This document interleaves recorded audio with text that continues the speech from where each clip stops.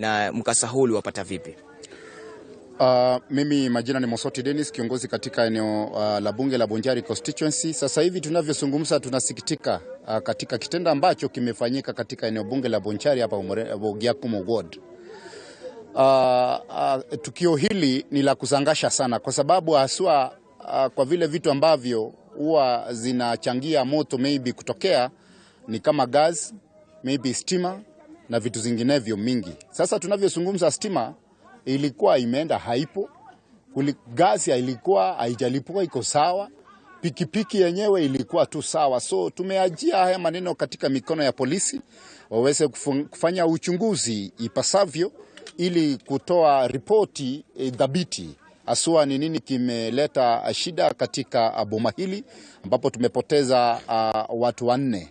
So sisi tunataka kuchukua fursa hii kama viongozi kushukuru wale wasamaria wema ambao wamechipuka na kusaidia baba na yule mtoto mmoja ambaye anapigania maisha yake katika hospitali. Tunashukuru sana. Na sisi kama viongozi aswa katika National Government Management, Disaster Management, tumezungumza na wao ili waweze kufanya kwa utabiti na kwa haraka zaidi kusaidia maisha ya wale mtoto na baba ambaye amepelekwa hospitali sasa hivi tunavyozungumza. Kwa hivyo sisi tunazidi kufariji familia kama viongozi na kukaa na wao katika wakati huu mgumu ambao wanazidi kulilia mafamilia zao ambao wamepotesha maisha. Naam, shukran sana Stanley Nyaringita. Kama ulivyoweza kusikia, hizo tu ni hisia za baadhi ya wakazi katika eneo hili na pamoja na viongozi. Ni swala ambalo ni la kusikitisha mno, hasa ukiwa kwamba familia moja imeweza kupoteza mama na watoto wake 3. Kwa hivyo ni swala ambalo kwa kweli ni pigo kubwa kwa kijiji hiki cha Bogiakumu au eneo hili, ambapo ni swala ambalo watu wengi wameweza kushtushwa na swala hili. Kama piga picha yetu ikiweza kutuonesha upande wa nyuma, ni kwamba unaona kwamba wakazi au wanakijiji kutoka eneo hili wameweza kujaa katika eneo hili wakionyesha kwamba wamejawa na ghadhabu kwa wingi kuhusiana na tendo ambalo liliweza kutendeka na kuteketezwa kwa watoto hao 3 pamoja na mama yao ambaye aliweza kupoteza maisha akiwa akipelekwa hospitali ya Nyangena. Ni swala ambalo tutakuwa tunalifuatilia kwa kina ili tuweze kukufahamisha wewe mtazamaji wetu ni kipi ambacho kinazidi kutendeka na ni kipi ambacho kitafanyika. Ni swala ambalo unafaa kulitarajia katika habari zetu za saa za hapo baadaye. Sina la ziada ila kurejesha usukani kwako studioni, Stanley Nyaringita. Right, asante sana Alfaya Kombo, and definitely may their souls rest in eternal peace. Quite a tragic incident right there. And just to take a look at what we were asking you this particular day, is a stigma around mental health issues to blame for the rising cases of suicide in Kenya. The hashtag, as always, Morning Cafe, at Nyaringita _ at Lemuke_F, and also at Fred Indemuli. And there's someone here says that is at Meso Cup. Definitely, yeah. A lot of people are suffering as a result of others inflicting pain to them.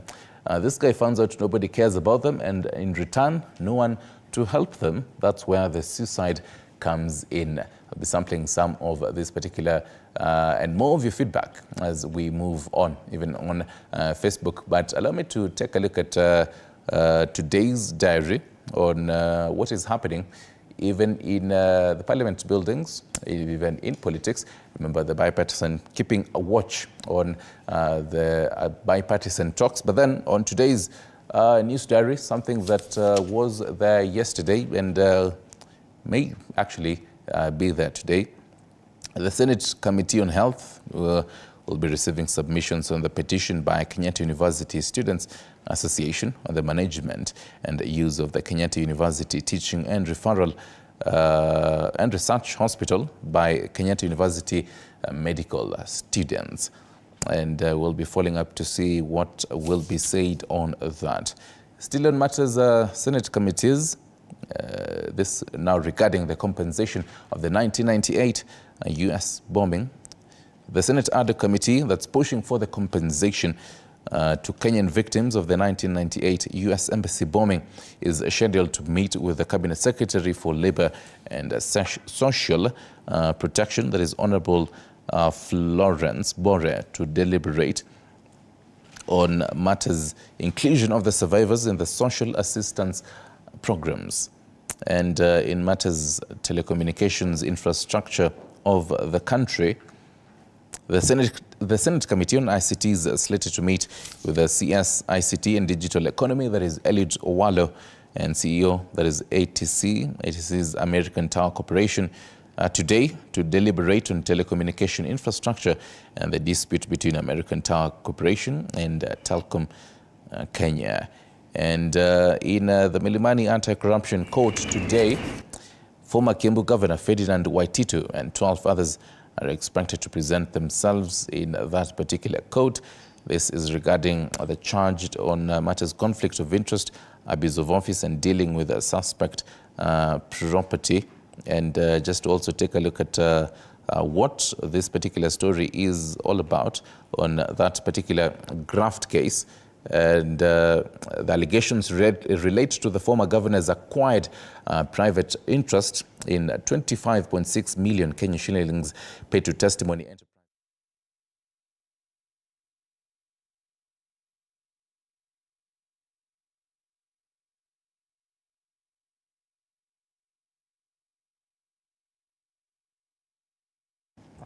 And actually, this particular month is the International Deaf Awareness Month. And this particular morning, among other events in the Kenya Institute of Special Education, we do expect to see a number of events held up there. And we'll be following up on that also this particular week. And this year's theme is a world where deaf people everywhere, a world where deaf people everywhere can sign anywhere. And I can actually definitely tell you that sign language is very interesting. So, I do know a thing or two about sign language. And that is all for the diary. We'll be updating it as we move on. We're taking a short break, but then stick around for more.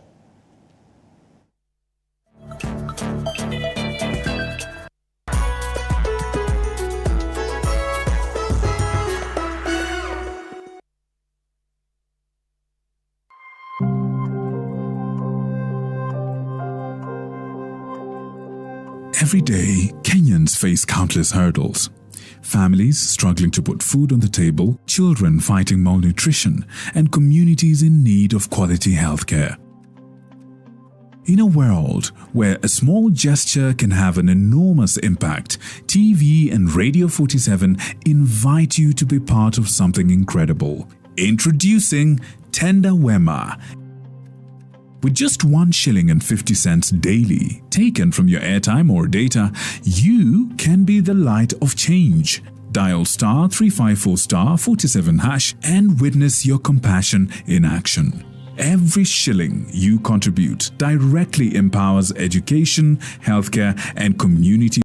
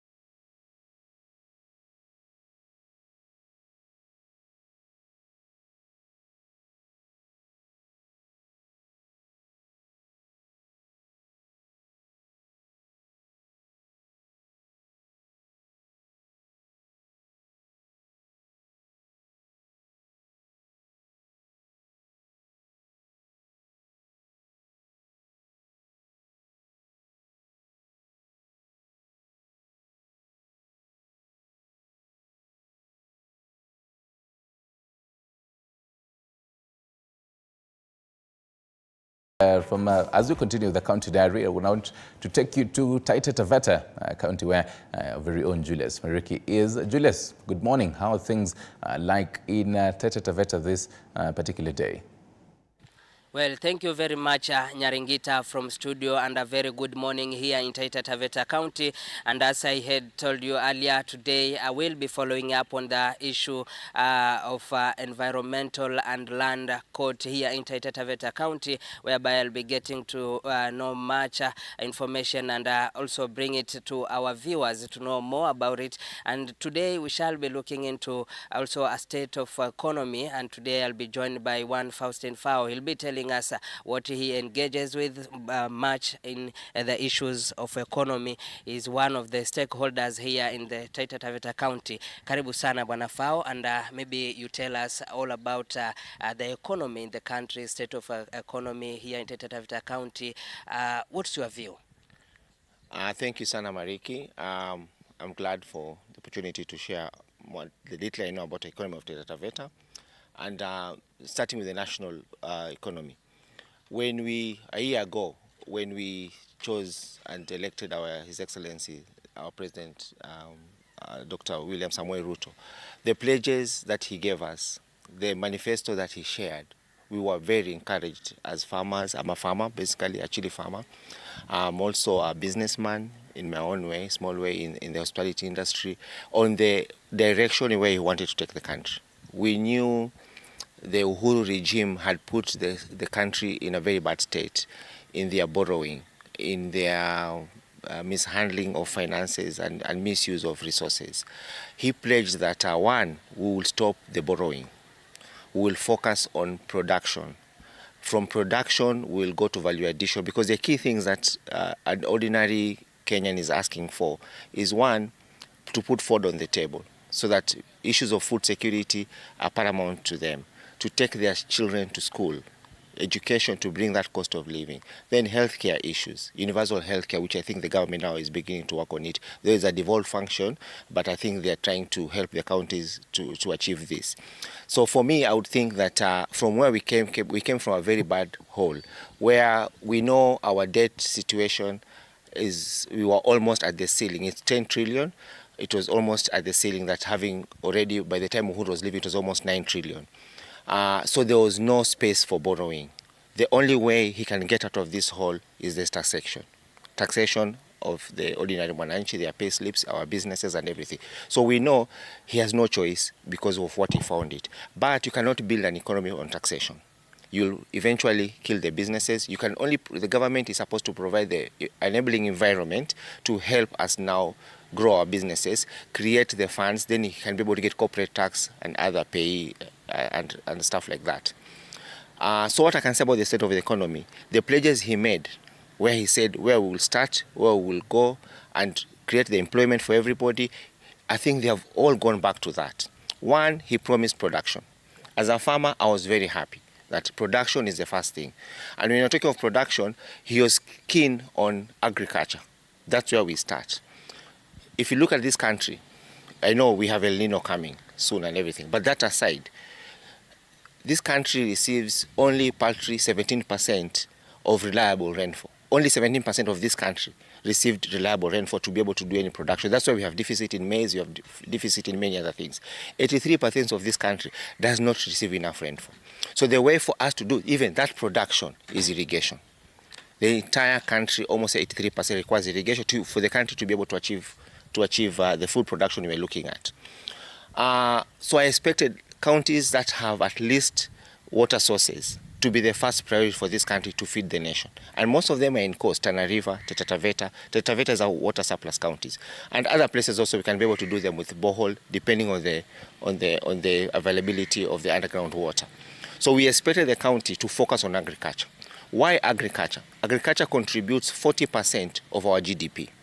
And it employs over 70% of the rural communities, rural people. So if you have a sector that contributes 40% and employs 70% of the rural people, because those are the ones who are in the bottom up, who are the bottom up manifesto was targeting, the mwananchi, the ordinary mwananchi. Why again have we put our priorities upside down? For example, rushing to housing.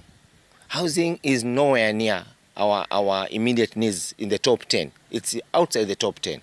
Why are we rushing to overtaxation? Because that will not give us that. If I use agriculture, for example, for this county, if you want to completely solve the issues of this for Taita Taveta, and the same can be done in others. Taita Taveta has almost 5 springs that can be able to give them over 200,000 cubic meters a day. What we require up to 2030, up to 2040 is only about 38,000 cubic meters. So that means Taita Taveta has surplus water. This surplus water, if the pipeline is taken to the rest of the other 6 counties of the coast region that you don't have, we can completely achieve irrigation and food production on this matter. Now, what do we have in Taita Taveta? We also have the land. Now we have the water and we have the land. Taita Taveta has over 1.2 million acres available in the rangeland that can do both agriculture and livestock. The demand for livestock in this country is huge. The deficit is normally covered by other Southern Sudan, South Africa and Egypt. They cover us on that. I don't want to go into the details of that, but we do that. The issue of maize, Tana River, Galana Kulalu, is a very good project. Whatever the government was planning then, it was killed by other people for political reasons, I believe, or self-interest. But if they can revive the Galana Kulalu, again the project, it means Coast Region can feed the whole of the entire country with maize. So the issue is, I'm trying to say, is simply go back to the basic. Let us do production. From production, value addition and manufacturing. You've already created employment on production. Then counties can take up the manufacturing and value addition. You've also created more employment. Then now we can go into other things like housing, because now when everybody has money, now we can go into housing. But if you start housing, then you want to work back to production. It doesn't go like that. And when you speak about that issue about the water sources that we have and all that pertaining issues to farming and all that, but we have been hearing from leaders speak about it, but what happens that these projects don't happen? Is it the issue of funding, or what's the problem? I think first is the issue of the leadership. Most of the leaders who have been elected as governors, as MPs, they don't understand the economy of their counties. If you ask someone today, what is the economy of Taita Taveta? They will tell you, the primary economy of Taita Taveta, they will tell you is minerals. It is the gemstones that we have. But the truth is, the primary economy of this county is basically livestock and agriculture. So if you have the water, and you have the land, and you have the people, the labor, and everybody, and the market for your products, that's where we need to start. So understanding of the economy is the second biggest thing. The second thing is even to attract resources to develop those infrastructure that is required to bring the water. That is the next thing is, if you look at the counties now, like Taita Taveta, we are 1 year down the line. They don't even know how to procure an investor to do that. Things to do with expression of interest, put your proposal, have ready proposal so that investors can come. Because money out there is there. But do you have a ready proposal? Even to develop those ready proposals to attract funding, because this project can pay for itself. To bring, for example, water from Taveta to Voi is only about 6 billion.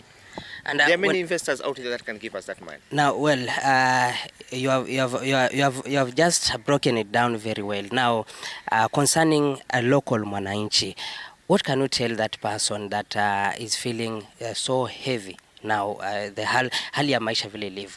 What can you tell that person? I think, to me, there's hope. To some extent, I would say 40%, the government is in the right direction. It's just that it is in a hole to be able to get resources to get the country back again. And to do that, they have to tax us. So in the short run, it's going to be very, very painful. But in the long run, we are in the right direction. Remember Kibaki era. He found the country in a very bad state. We were hardly collecting over 300 billion. By the time he left, he could actually support our budget by almost 90%. So I think His Excellency, he's in the right direction. They think for the Mwananchi now to understand that we're in the right direction is hard, because they're feeling it. They're losing employment. Most employers are complaining there's too many taxes. They're not able to contribute to that housing tax, to contribute to NSSF. Everything has tripled. But it's because the hole we are found in. Now, what we need is the government to be able to break down these things to the people, to be able to hold the hands of these governors and tell the government, especially the Minister of Devolution. I know agriculture is devolved, but most governors are clueless, rudderless on agriculture. So the government has to come down and work with the county governments and tell them, this is how we are going to support you. We will bring or put in the infrastructure for your water. Can you deal with now procuring this from the wananchi? Can we do the maths? For example, Taita Taveta, we are about 300,000. Those who live here, about 300,000. How much maize do you require? Can we do the maths? How many bags do you require for production to do that? How much land? I've done that maths. We only require apparently 400,000 acres, which we have, and we can completely feed this county. No, the country for 400,000. For the county alone here, we only need 400 acres. And we can be able to produce the maize that is required for this county. Assuming that we are doing about 60 to 90 bags or to 80 bags per acre. We can do that. But who has done the maths? Well, thank you very much, Faustine. Because of time, I think I'll look for you in the other time so that we can give us the whole maths about it. And Nyaringita, as you can hear, Faustine speak to us. He's just telling us about everything to do economy, how we can revive our economy through farming. He's an expert and he can tell us all the things that we can do. But the government, is it ready? Are there money? Reporting from Taita Taveta County, I'll be bringing it back to you, Stanley, in studio. I'm Julius Mariki, Mwakiba. Quite pertinent issues there raised by Julius Mariki. And from Taita Taveta County, now right here in our senior environmental reporter. Karibu sana, Joshua Nsare. Asante sana, nashukuru. Briefly, what are we expecting today? Kuna mambo mengi sana Nyaringita ambayo tunayatarajia. Yale mazungumzo ya maridhiano yanaendelea leo, na ule upande ambao unaongozwa na upinzani ambao unaongozwa na Kalonzo Musyoka, na vile vile ule upande wa serikali ambao unaongozwa na kiongozi wa wengi katika bunge la kitaifa Kimani Ichung'wah, watakuwa wanakaa ili kuweza kuangalia yale masuala ambayo ni tata. Kwa mfano, kuna hili swala ambalo hili swala la uchaguzi na kubuniwa na kule kutayarishwa kwa tume ya uchaguzi. Ni swala ambalo limeibua tumbo joto katika mazungumzo hayo. Swala la gharama ya juu ya maisha pia tunatarajia litaangaziwa. Hivyo basi ndo mambo ambayo tunayaangalia. Vile vile tutakuwa tunatupia jicho, kumekuwa na vuta ni kuvute baina ya baadhi ya mawaziri na naibu wa rais, akiwaambia kwamba nyinyi kama viongozi lazima muwajibike, yale ambayo mnayasema lazima yawe mambo ambayo yanawasaidia Wakenya. Pia tutakuwa tunatupia jicho swala hilo. Na vile vile katika hii wiki ambayo tuko inaenda kukamilika, mashirika mbalimbali yanaendelea kuchangisha vitambaa vya hedhi ama ukipenda sodo, na watakuwa wanafanya matembezi kutoka hospitali ya kitaifa ya Kenyatta hadi katikati mwa jiji la Nairobi, minajili ikiwa ni kutafuta kule kuchanga ili waweze kusaidia wale wanafunzi wasichana ambao wako shuleni waweze kusalia shuleni, kwa sababu ikizingatiwa kwamba, angalia kwa mfano zile jamii za wafugaji, unapata kwamba shughuli nzima ya wanafunzi hao wanaacha kwenda shule kwa sababu wanakosa vile vitambaa vya hedhi, kwa sababu ukivikosa basi masuala ya usafi yanakuwa changamoto. Na tutakuwa tunatupia jicho swala hilo. Vile vile tutakuwa tunaangalia mjadala wa maisha namba. Ni mjadala ambao umekuwepo. Mashirika ya kijamii hapo jana waliweza kuelekea mahakamani kuweza kupinga kuanzishwa kwa maisha namba. Ikumbuke kwamba tulikuwa na huduma namba. Hivyo ndo mambo tu ambayo tunayatupia jicho, lakini tutakuwa tunamtaarifu mtazamaji mengi zaidi kadri muda unazidi kusonga hapa ndani ya TV47. Ndio. Kuna vitokezo vingine ambavyo utataja? Labda kikubwa ikitimu mwendo wa saa 5 nitakuwa papa hapa studioni kuweza kudadavua swala la vile viwango ama zile alama za KCSE, mtihani wa kitaifa wa kidato cha 4. Kuna mapendekezo ambayo yalitolewa na ile jopo kazi ambayo liliundwa na rais kufanyia elimu mageuzi hapa na pale. Tutakuwa tunaangazia hilo pia kwa kina ili tuweze kujua, je, mageuzi katika sekta ya elimu ambayo yalipendekezwa yatazaa matunda? Ndo mambo tu mwendo wa saa 5. Masuala ya elimu haya. Ndio. Thank you very much, Joshua Nsare, and for all those particular updates. But then, even as we definitely wrap it up, allow me to also take a look at some international matters here. And in Niger, this is matters the president's son, that is Ali Bongo, the Bongo's eldest son, that is Nureddin Bongo Valentin, and former presidential spokesperson Jessie Ella Ekoga, as well as 4 others close to the deposed leader, have been charged and placed in provisional detention. This is according to the Gabonese prosecutor André Patrick Joponard.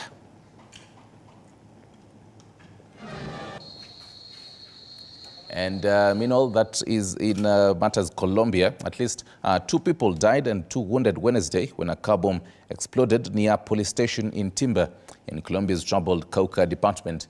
It came a day after Bogota and the Central General Staff, a dissident faction of the Revolutionary Armed Forces of Colombia, but disarmed in 2017, announced they will observe a ceasefire and hold peace talks next month.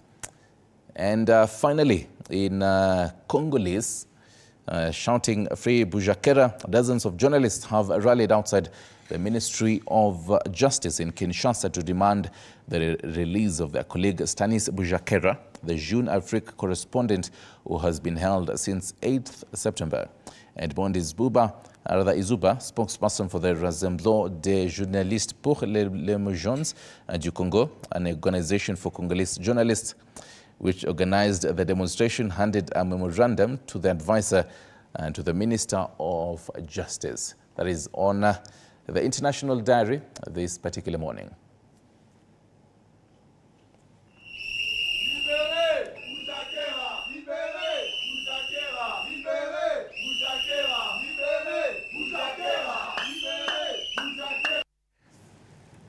Right.